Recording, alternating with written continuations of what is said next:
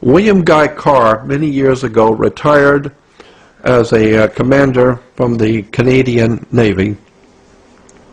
He wrote a book back in the 1950s, in the early 50s. He wrote a book, William Guy Carr, retired Royal Canadian Navy, wrote a book called Pawns in the Game. I had this book in 1959.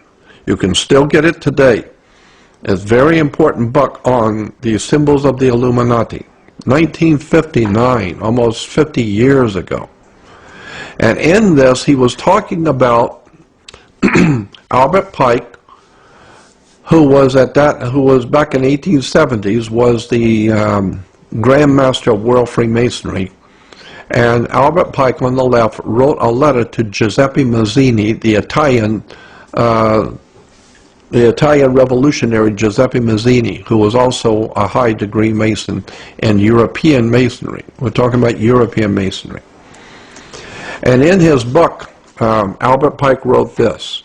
On August 15th, 1871, August 15th, 1871, Albert Pike on the left, wrote a letter to Giuseppe Mazzini, Italian Mason. It says, Pike told Mazzini, in 1871, Pike told Mazzini that after World War III is ended, those who aspire to undisputed world domination will provoke the greatest social cataclysm the world has ever known. We quote his own written words taken from a letter catalogued in the British Museum in London. Here's what Albert Pike, as far back as 1871, wrote to Giuseppe Mazzini. He said, quote, "We shall unleash the nihilist and the atheist, and we shall provoke a formidable social cataclysm, which in all of its horror will show clearly to the nations the effect of absolute atheism, the origins of savagery, and of the most bloody turmoil. Then everywhere the citizens obliged to defend themselves against the world minority of revolutionaries will exterminate those destroyers of civilization, and then the multitude of the world, disillusioned with Christianity, but whose deistic spirits will be from that moment without compass or direction, but anxious for an ideal, but without knowing where to render its adoration, will receive the true light through the universal manifestation of the pure doctrine of Lucifer, brought finally out into public view. A manifestation which will result in the general reactionary movement, which will follow the destruction of Christianity and atheism, both conquered and exterminated at the same time." Read over that and think about what you're reading. That was written as far back as 1871 about the world minority of revolutionaries bringing to the world terrorism. And it says, "We shall unleash the nihilists and the atheists," showing that this has been planned as far back as 1871. These guys are good.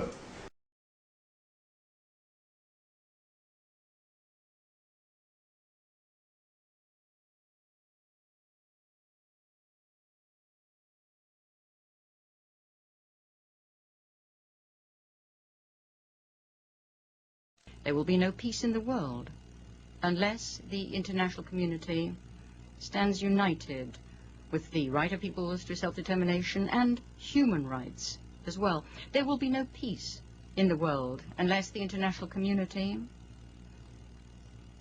stands foursquare in its determination to fight terrorism. There will be no peace in the world unless the international community stands united in its resolve to put an end to the wars in the Middle East. If it tolerates the horror in Darfur, the tragedy of Lebanon, or the humanitarian disaster in Somalia. And I weigh my words carefully. There will be no peace in the world if the international community falters in the face of the proliferation of nuclear weapons. Iran is entitled to nuclear power for civilian purposes, but if we allow Iran to acquire nuclear weapons, we would incur an unacceptable risk to the stability of the region and the stability of the world. In the name of France, I want to say that this crisis can only be resolved if resolve and dialogue go hand in hand. It is in that spirit that France will act. I want to say that in the name of France, it is the duty of us, of the international community, to confront those who seek power and constantly threaten to the fragile balance of peace. The international community has the right to bring its unity to make sure that law prevails. I want to say here in the name of France that there will be no peace in the world without respect for diversity, without respect for national identities, without respect, I venture to say, for religions and beliefs, without respect for cultures. Commitment to one's faith, to one's identity, to one's language, to one's culture, to one's way of life, thought, belief, all that is legitimate and profoundly human. To deny that is to sow the seeds of humiliation. It would stoke the fires of nationalism, fanaticism, and terrorism. We will not avert the clash of civilizations by forcing everyone to think and to believe the same things. France intends to pursue, together with all people of goodwill around the world, this battle to build the new world order of the 21st century. There's a story today that Iran, their Olympic Committee, has written to the IOC saying that they will boycott the London Games because the logo is racist. They say that it spells out Zion. What's your reaction to that? A big smile.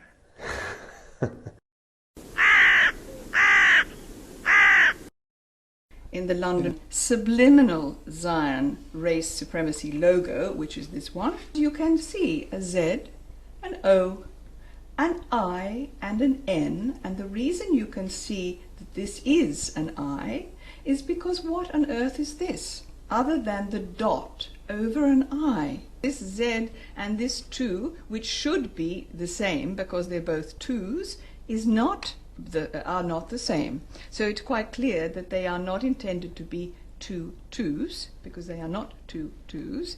They are actually a Z and an N. And this can be proved by the historical relationship between the designer of this one, who's a Zionist and a Jew, and the designer of this one, who was not, I don't think, a Jew. However, he was very much a Freemason and very much associated with the tremendous influence the Jewry had at the end of 19th century. And all of this stems from that, because many people think that this Olympic logo is coming from ancient Greece, because the concept of the Olympics is ancient Greek. But it is not. It actually has been created by Zionists and by Freemasons, one and the same actually, both influential in our societies. And it's particularly interesting, and why I say that it's upstaging the Olympics, both this logo and that logo, because it's not only Iran that needs to take an interest, and all the Muslim countries should actually boycott this logo because of its race supremacist idea, but so should the Europeans.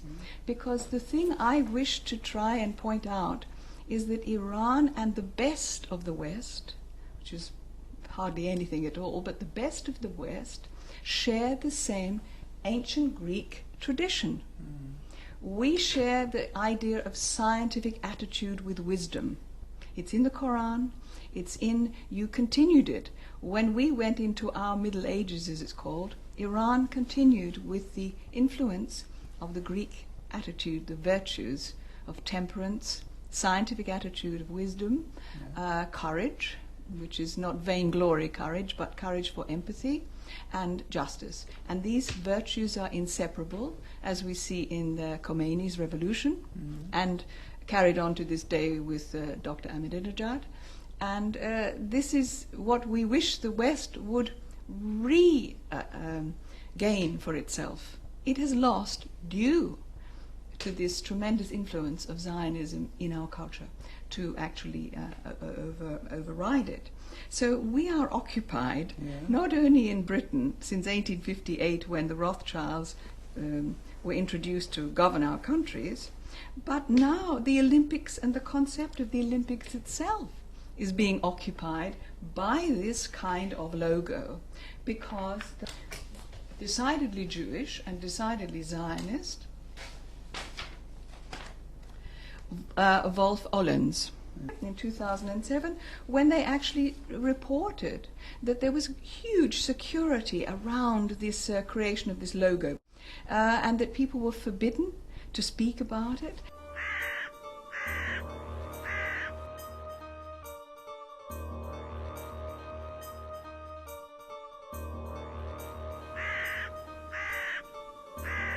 Sarah Brown, the wife of Gordon Brown, the Prime Minister in waiting, started her career in Wolf Ollens. So there is a very much bigger story here than meets the eye, but thank goodness Iran has drawn attention, and I'm very pleased to see that the Daily Mail,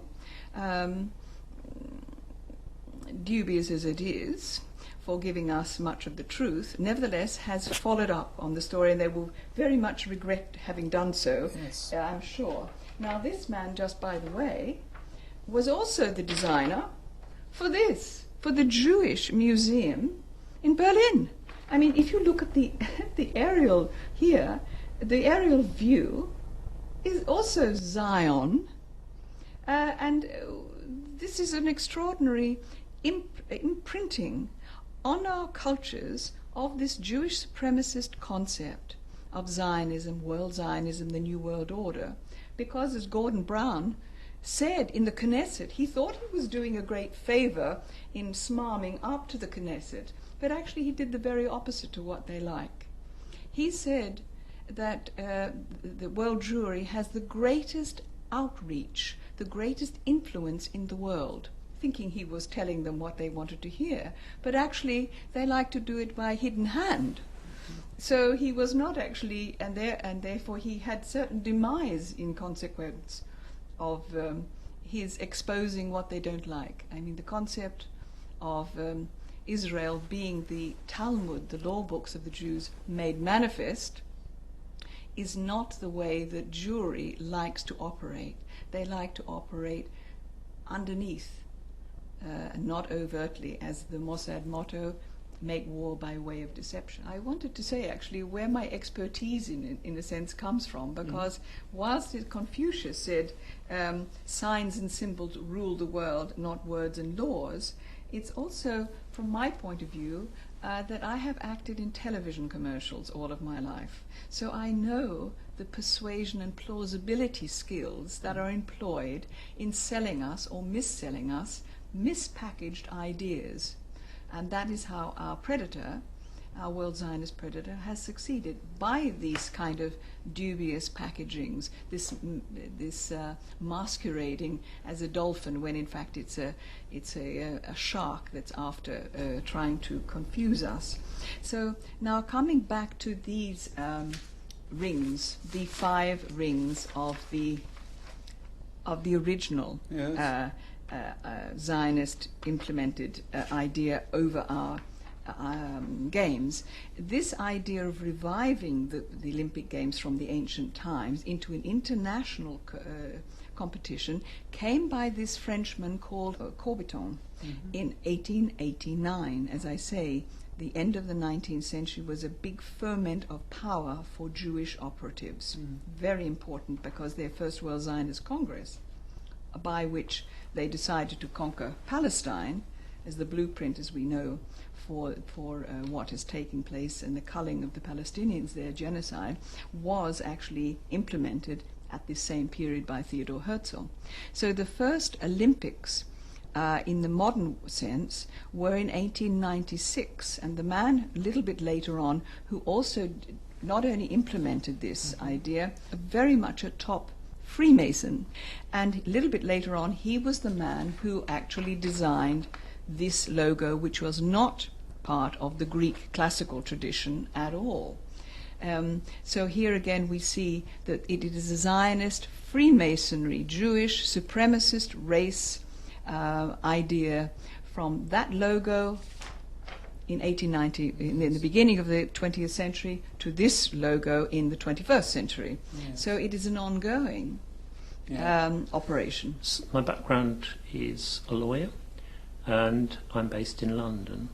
And I was particularly concerned about this logo, of which there's been a large amount of coverage in the media recently. Why are you concerned? The reason I'm particularly concerned is this logo was designed... What's your reason? Yeah, the logo was designed 4 years ago, in 2007. At the time, there were many people that were very concerned, from charities involved in epileptic charities, and they noted that when the logo was shown both on television and on the internet, it caused several people who were epileptics to suffer seizures as a result of seeing the logo. When I looked closely, when somebody pointed out the logo to me, I have a very deep interest in occultic matters, in other words, matters that are not generally known throughout society. As I mentioned, my background is in law, so I tend to be very critical and very analytical when I see items like this. And when it was pointed out to me, I noted immediately the symbolism of both the Olympic rings and also the design that won the London Award in 2007. Can you show? Yeah. So this is the logo that won the design. Now, if the viewers, which are clearly, I believe, very intelligent people, when you look at these objects set out here, you will see quite clearly there are 1, 2, 3, 4, and then there's another one immediately in the centre. Now, we're talking about 2012, so clearly that would be the 2012. But 2012 are 4 specific objects. That should be all. So there shouldn't be need for anything else. But you can see quite clearly in the centre there's a 5th object. So on the face of it, that doesn't make sense. And none of this has been articulated in the mainstream media. Yes. Okay? So Can Michel explain about these? Oh, okay, right. So, but when we look at this, things become very much clearer. And what do we have here? Quite clearly, we have Z-I-O-N, Zion. Yes. Okay? Now, interestingly enough, there was a newspaper recently on the 1st of March. This is an Evening Standard, which is seen by very many millions of people in London, and it makes it clear, this is the Evening Standard, Russian publisher who's Jewish, and the heading is Iran threatens to boycott 2012 games over, quote, racist logo that spells out Zion, unquote. Now, if we look at it, it says that London Olympic chiefs today defended their logo after Iran claimed it concealed the word Zion. Well, I'm sure your audience, after looking at this, which have just shown up, is very clear. Is this a possibility, or is this definitely the only possibility? Because out of the 5 objects, this clearly makes Zion. Yes. So they insisted the £400,000 logo, in other words $1 million was the cost, made up of supposedly 4 jagged figures, but we say that they're 5, aren't there? Represents the year 2012, nothing else, despite claims from the Islamic State that it's racist. Iran's threatened to boycott the London Games unless the logo is changed, and in a letter to the International Olympic Committee, Iran Games chiefs said videos on YouTube showed the digits were reorganised with the 2 becoming a Z, the 1 an I, the 0 an O, and the final 2 being read as an N. Zion is a hill in Jerusalem where the Jewish religion is said to have begun and is taken, this is very important, as a synonym for Israel. So what we're talking about here, which it appears to the objective viewer that this is something which has actually been hijacked by an entity where we have had a transference from an innocuous 2012 to Zion. So it's turned something which is merely a symbolic number into a religious, well, it's not religious, it's actually a secular, symbolic, occultic entity. Yes? Yes, and what about these design, and what about the color? And as regards the London 2012, there were some other words, candidate city, but the important thing is the rings. What do they represent? And going back to this one, it's crucial to understand they're 5 in number. That gives it the occultic, the satanic number, which links to the pentagram. Okay? So anyone who's involved in Satanism or in witchcraft, anything which is totally anathema to what you believe in your country with the moral, ethical, spiritual dimension, it has a pentagram. So any practices in Satanism are carried out with a pentagram, and that links to the cardinal directions. So we see this very clearly in these rings, the Saturn rings or satanic rings, which also has a linkage to Freemasonry. Okay, as this connects to the New Testament and also to the Old Testament, because the structure of them is 4 + 1. Because in the Old Testament you have Genesis, Exodus, Leviticus, Numbers, and then the second reinterpretation of the law is Deuteronomy, reinterpretation of the law. And you have exactly the same in the New Testament. You have Matthew, Mark, Luke and John. Reinterpretation, 4 + 1, is the Acts of the Apostles. Okay, so that's a Kabbalic structure. You have exactly the same here. And here you have the green ring, which represents north, the red ring, which represents south, the yellow ring, which represents east, and the blue ring represents west. But the crucial ring is to do with what is the intention. Now, the intention, is it white witchcraft or is it black witchcraft? It's made very clear this is black satanic witchcraft. So the black ring is in the centre, and that links to the universality of the secular entity. And one of the crucial aspects which I think your viewers would be interested to know, there is a very, very powerful entity in this country called Freemasonry, and they are in excess of 1/3 members, but only men allowed to join. And that entity controls politics, it controls law, but crucially it controls banking and the City of London, the square mile. Okay? yes, And that is exactly the same in the United States, Washington, and you have private entities in the United States which are run by those that control the central bank of the United States, such as the Council for Foreign Relations. So it comes as no surprise that the President and the Vice President invariably, and of course the Secretary of State, invariably tend to be invitees, because you have to be invited into it, of the Council for Foreign Relations, and they determine foreign policy, such as what's going to happen, say, in North Africa, or what's going to happen in Iran. And it's crucial to be aware of involvements of the Council for Foreign Relations. Another point that needs to be borne in mind is within the logo of the what purports to be 2012, but is clearly ZION, in that specific object, which is the 0, you have the rings of Saturn, satanic rings, as it were.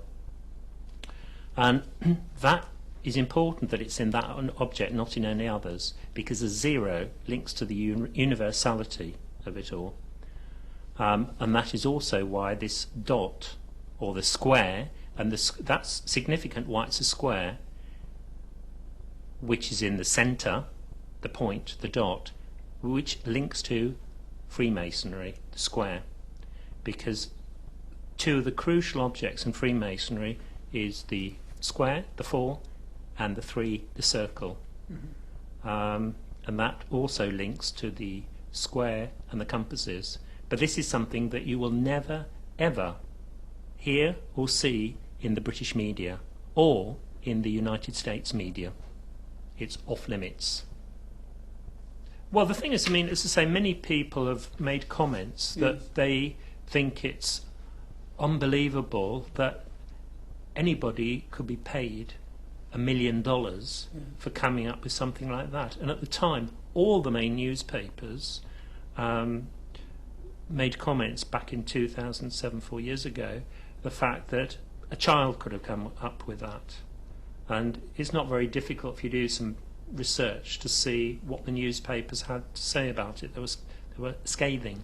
But having said that, that does not explain the agenda, which is why that logo had to be the chosen logo, because it has all the components necessary to make a very, very subtle, covert, occultic point.